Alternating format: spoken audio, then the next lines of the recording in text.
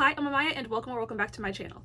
If you've been a fan of K-pop for any amount of time, you've probably heard fans of small K-pop groups complain about big company privilege. Today, I'm going to use science to determine if big company privilege is real, and if so, how impactful it is. But first, let's go over what the big K-pop companies are. The big three K-pop companies are JYP, SM, and YG, which were established in the 90s, and since then, they have consistently debuted successful groups. HYBE is still a big company with groups like BTS and 17, but they're not a part of the big three because HYBE doesn't have the legacy of JYP, SM, or YG. Big company privilege is the idea that groups under these four companies are guaranteed success from debut, while groups from medium-sized and smaller companies have to work hard for it.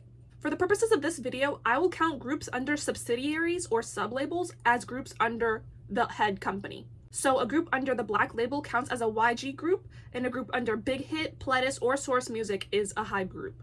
Since there is no criteria traditionally for what counts as a medium-sized or small company, I'm going to go with this. A medium-sized company is not under one of the big four and has at least 3 active artists who debuted under their label. Small companies are not under one of the companies I mentioned earlier, and they have less than 3 active artists. Since I've grouped K-pop companies into these 3 categories, big companies, medium-sized companies, and small companies, I will look at similar groups from each company so my comparison is as accurate as possible. The similarities I'll consider are the time of debut and the gender of the members. If one company has 2 groups for the same category, I will choose the oldest group. Now, let's make this into a real experiment. Our null hypothesis is that there is no difference in the probability of success based on what size company a group is from. Basically, that means that the company has no effect on the amount of success a group is going to have. Our alternative hypothesis is that bigger companies make more successful groups. So through my research, we're going to figure out which one of these is true. I'll put some information across the screen that is important, but would take a very long time for me to read.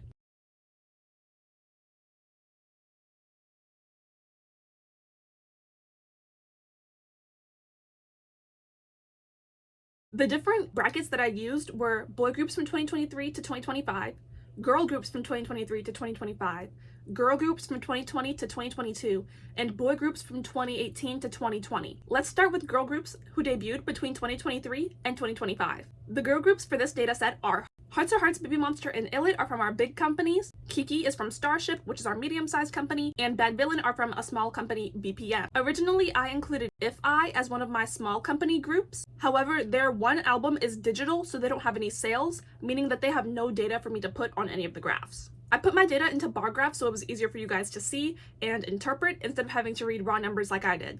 I'm going to put a legend on your screen so you can see which group correlates with which colors on the graph. Now let's get into the analysis, starting with sales. I compared debut sales, latest sales, peak sales, and average sales to get a good representation of each group's sales overall. Baby Monster had the highest sales, followed by ILLIT, Hearts to Hearts, Kiki, and Bad Villain. I will show my success rankings on the screen as I continue so you guys can see how I calculated them. The next category is music show wins. Here I compared overall wins and wins per comeback. This way I was able to compare groups fairly since they all debuted at different times. ILLIT ran away with this category, with Kiki and Hearts to Hearts tied for second place since they both had 1 win and 1 comeback each. Baby Monster was in 4th place with 1 win and 2 comebacks, and Bad Villain was in 5th place with 0 wins. The last category is awards. I compared total wins, nominations, and the win percentage for each group. This was more difficult since Kiki had 100% win percentage, but only 1 nomination. I decided to go with a greater number of wins and nominations over the win percentage. My ranking for awards was ILLIT, Baby Monster, Hearts to Hearts, Kiki, then Bad Villain. The overall ranking puts ILLIT in 1st place, Baby Monster in 2nd, Hearts to Hearts in 3rd, Kiki in 4th, and Bad Villain in 5th. Our next sample is boy groups from 2023 to 2025. Our big company groups are Kickflip from JYP, Rise from SM, Boy Next Door from HYBE. Our medium-sized company groups are Ampersand1 from FNC and Nows from Cube. The small company groups are Zikers from KQ and 8turn from MNH. Rise had the highest sales. Boy Next Door was a close second. Kickflip was a distant third, followed by Zikers, then 8turn, Nows, and Ampersand1. Surprisingly, the boy groups had much less music show wins than the girl groups from our last chart. Only Rise and Boy Next Door have won on music shows.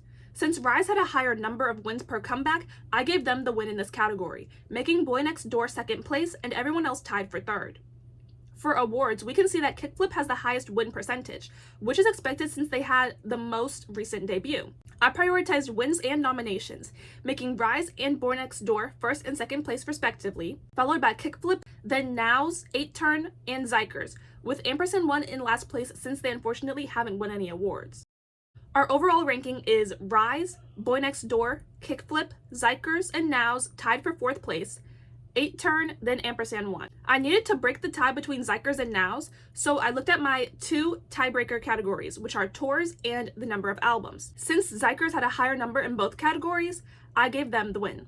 Now our big 4 companies are in 1st through 3rd place, with medium and small companies mixed in for the middle and last places. Next, I analyzed girl groups that debuted between 2020 and 2022. These groups were NMIXX, aespa, LE SSERAFIM, IVE, STAYC, and TRI-B.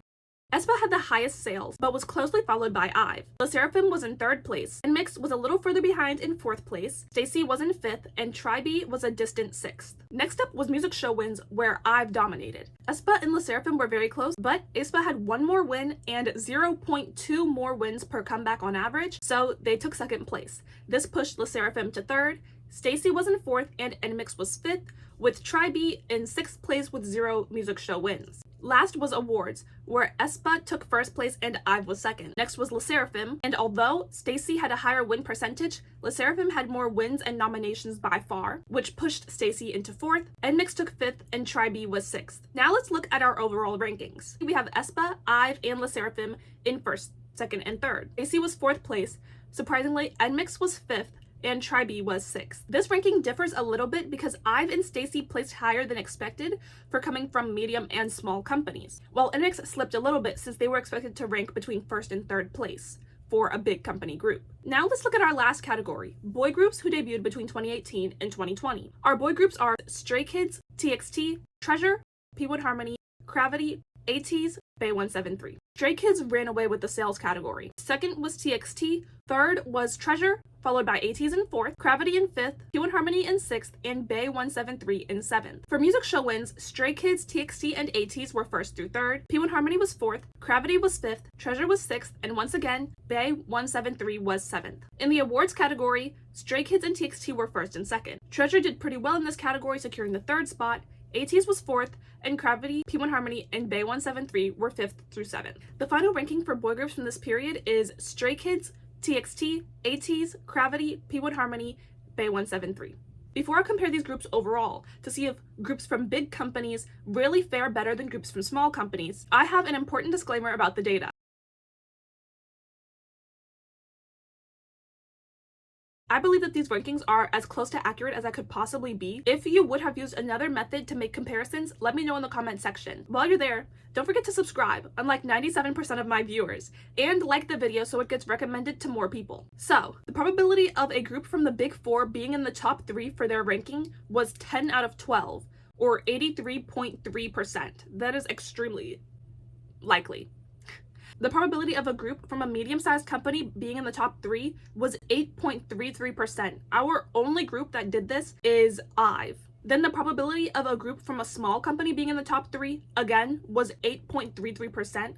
Our only group to do this was ATEEZ. After all of this, we can reject the null hypothesis since it isn't supported by our data. We can conclude that groups from bigger companies are definitely more likely to be successful than groups from other companies. This shows just how difficult it is for small groups to overcome their circumstances and become extremely popular. Medium or small groups typically slowly grow to the top, while big groups start off very successful and only have to perform consistently to maintain their success. ATEEZ and IVE are our breakthrough groups, who do not come from large companies but were able to make it into the top 3 on their charts. My theory on why they were able to do this is because they have unique concepts, music that people generally like or are interested in, and members who were well known before debut, since they were on popular survival shows. Some of ATEEZ's members were on Mix 9, while Yujin and Wonyoung famously won Produce 48, with Wonyoung being in 1st place, and were able to end up in IZ*ONE, which is an extremely popular survival show group, which then led them into IVE.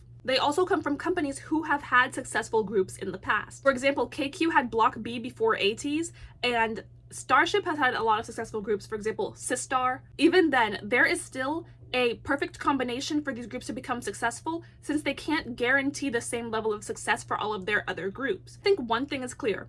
These medium-sized and small companies cannot expect every group to perform like an ATEEZ or IVE without their level of promotion and effort from the company. If you want to see me do more research-based videos, subscribe, leave a comment on what you thought about this one. Thank you guys for watching. Bye!